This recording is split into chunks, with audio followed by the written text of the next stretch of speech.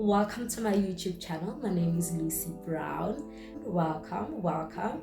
As you've seen from the title of the video, we are discussing 5 tips on how to know if he is her husband material.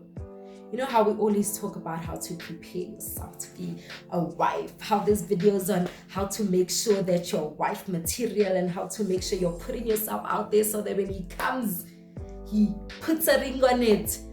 But we don't even ask ourselves, is he even husband material? Like, is he even worth your time to start off with? You know, you've prepared yourself, you're ready for marriage, you feel like, you know what, like I'm just waiting. So this video is for my singles. So let's start, and in no particular order.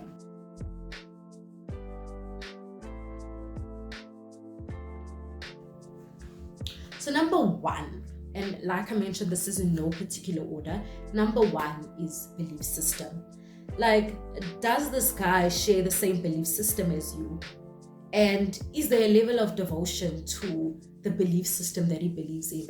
Because I mean, if there's no level of devotion to the belief that he says that he believes in, like the faith that he says he holds to, like, is he even convinced of it if there's no level of devotion?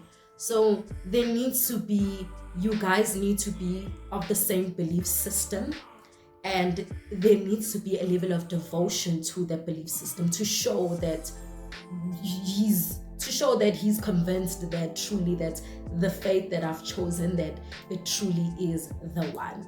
And this is so important, and I speak obviously from a perspective of a Christian, because I am a Christian, that how does 2 people walk in the same direction except they be in agreement? So you guys need to at least be on agreement concerning faith matters to make, you know, the journey that you guys want to take, or the journey that you want to take with this person in the future, a little bearable, because I mean, it's a lot.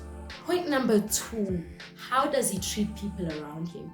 You know, when I was younger, I was of the impression that, you know, if a guy treated like me personally well, like I'm sorted. If he treats me like a queen and all of those nice things, I'm sorted. But how does he treat people around him? Like, how does he treat people that he feels like add no value in his life or will not do anything for him? Or how does he treat that waiter when you guys go out, or the cleaner, or just an ordinary person? Like, how does he treat the people around him? Because trust in me, when a person is pursuing you, especially if at times they can have good intentions, but when a person is pursuing you and all they want is you, they are going to say the right things and put their best foot forward, which is all well and nice, and that's good.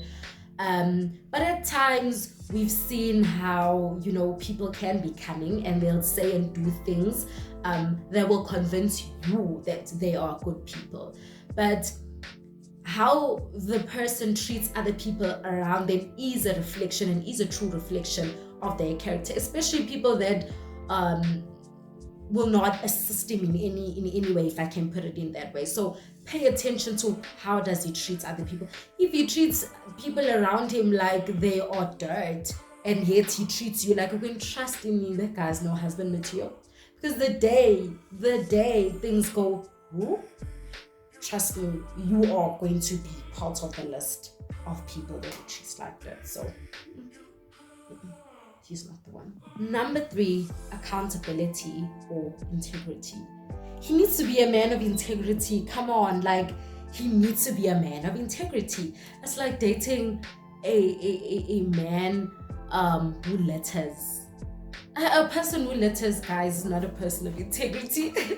I know this is off topic a bit, but integrity means you choose to do the right thing even when no one is watching or looking at you, or you don't need to give account for what you are doing, but you still choose to do the right thing. That is integrity.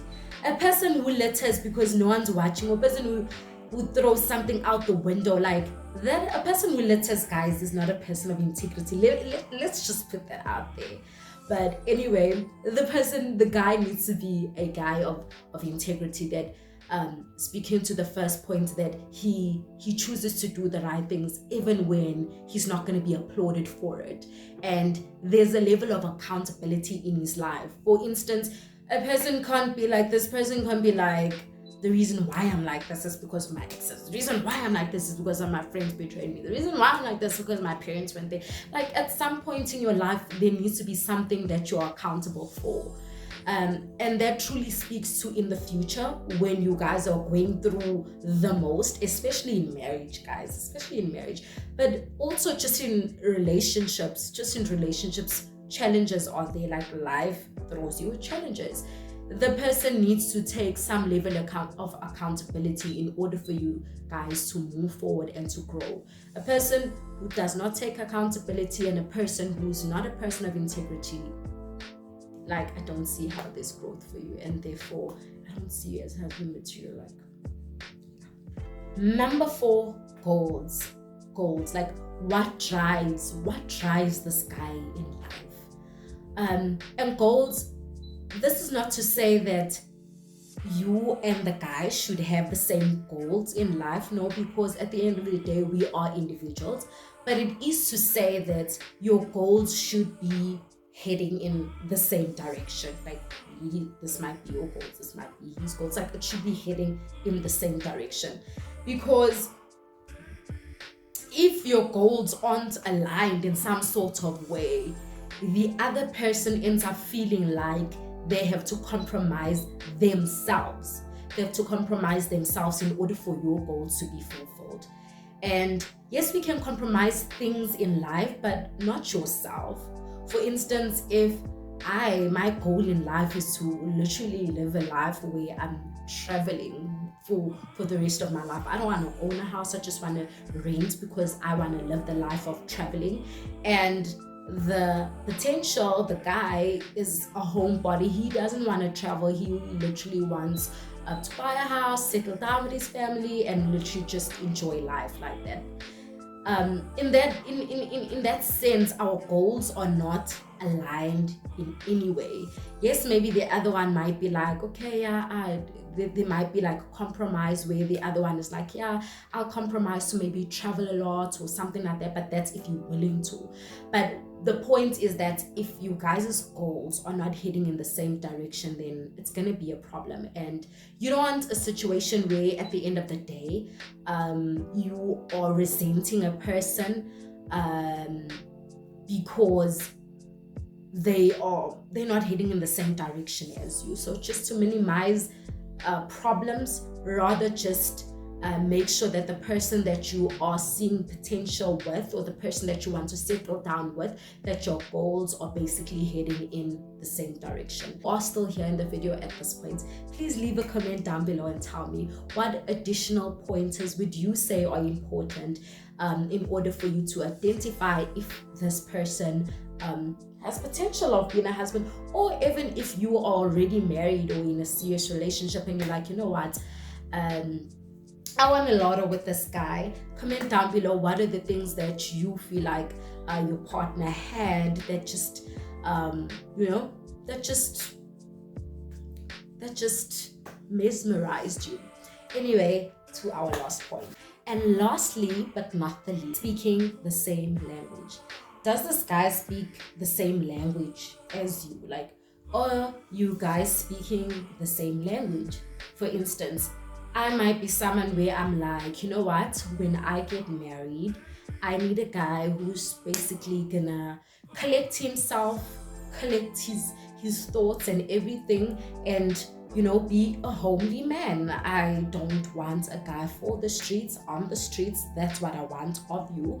You might be at that point, maybe when we met, you might be like all over, but my requirements or my desires are that when I marry a guy, that he needs to be collected. And maybe on his end, he might be like, no, like, just because I'm married, it doesn't mean I need to be tied down. It doesn't mean like I can't be for the streets, in the streets, and all of that. Whatever the case may be, the two of us basically in this particular example aren't of the same language. aren't of the same language, rather, we aren't speaking the same language, and that's just gonna bring unnecessary conflict. I'll be trying to prove my point that no, as a man you need to be home, and he's like, no, but even if I'm married, I still need to live my life and whatnot and all of that, and we are literally basically just speaking past one another, and one's trying to prove their point, the other's trying to prove their point, and it's just that we aren't of the same language, we aren't speaking the same language. And this is all to say that yes, there are going to be like a whole lot of problems, as we all experience problems in any sort of relationship. Just try and minimize unnecessary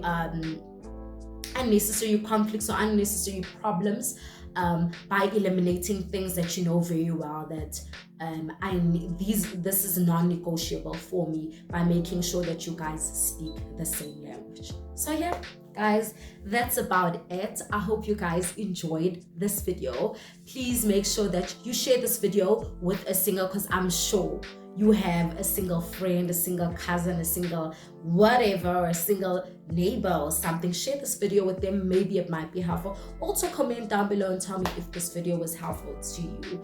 Anyway, thank you so much for your time. Please make sure that you like, comment, and subscribe to my channel, and I'll see you on the next one.